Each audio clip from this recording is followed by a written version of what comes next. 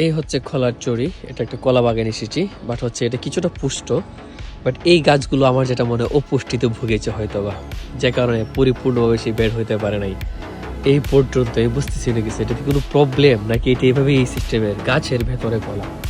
আমি যদি আরেকটু ক্লিয়ার করে দেখাই, এই যে দেখেন এইটাতে, ওরে বাবা, আমার জীবনে প্রথম দেখা।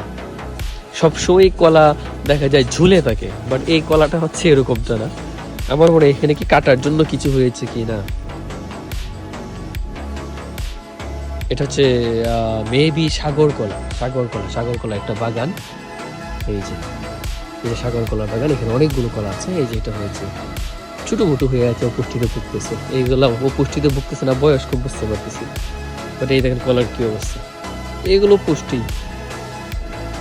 এটা হচ্ছে বরুণাকান্দা, নান্দাইল, ময়মনসিংহ।